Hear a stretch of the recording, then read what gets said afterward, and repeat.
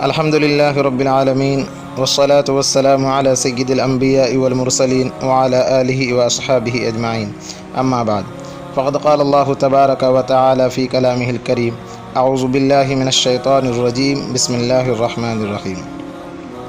وعہدنا الی ابراہیم واسماعیل ان طہرا بیتی للطائفین والعاکفین والرکع السجود صدق اللہ العظیم۔ محترم سامعین کرام،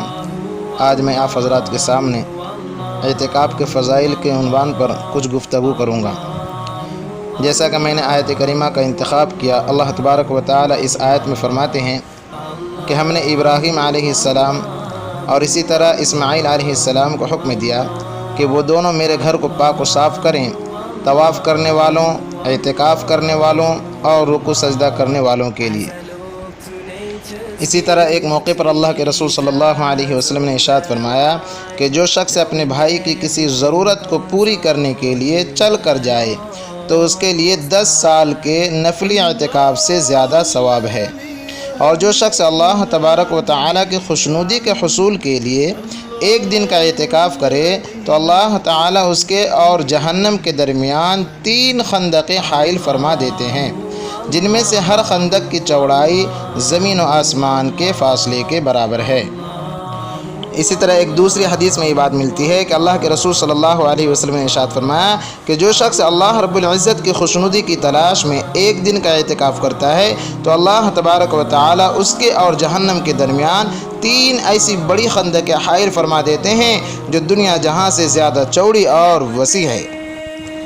اسی طرح خود اللہ کے رسول صلی اللہ علیہ وسلم کا معمول رہا ہے کہ جب اللہ تبارک و تعالی کی جانب سے آپ صلی اللہ علیہ وسلم کو حکم ملا تو آپ صلی اللہ علیہ وسلم نے اعتکاف کا کبھی ناغہ نہیں کیا، یعنی ہر سال اللہ کے رسول صلی اللہ علیہ وسلم نے اعتکاف کیا ہے۔ اسی طرح اس کی فضیلت کے بارے میں آتا ہے کہ جو شخص رمضان المبارک کے 10 دنوں کا اعتکاف کیا، جو شخص رمضان المبارک کے 10 دنوں کا اعتکاف کرتا ہے، اللہ تبارک و تعالی اس کو 2 حج اور 2 عمرے کا ثواب عطا فرماتے ہیں۔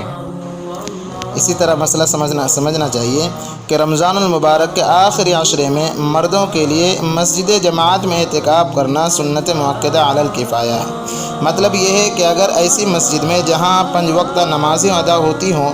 وہاں گاؤں کے رہنے والوں میں سے اگر کوئی ایک شخص بھی اعتکاف کر لیتا ہے تو تمام لوگوں کے لیے کافی ہے، اور اگر مسجد میں ایک شخص بھی اعتکاف نہیں کرتا ہے تو تمام لوگ گناہ گار ہوں گے۔ اسی طرح اعتکاف کے صحیح ہونے کے لیے چند شرائط ہیں، جس میں سے ایک ہے مسلمان ہونا،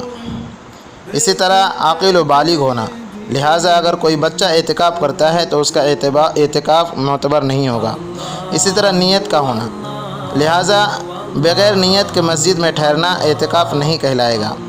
اسی طرح مرد کا ایسی مسجد میں اعتکاف کرنا جس میں 5 وقتہ نماز باجماعت کے لیے امام و مؤذن باقاعدہ موجود ہوں، لہٰذا ویران مسجد میں تنہا اعتکاف معتبر نہ ہوگا۔ اسی طرح معتکف کا روزے دار ہونا، لہٰذا بغیر روزے کے اعتکاف معتبر نہ ہوگا۔ اسی طرح معتکف کا پاک و صاف ہونا، لہٰذا ناپاکی کی حالت میں اعتکاف معتبر نہیں ہوگا۔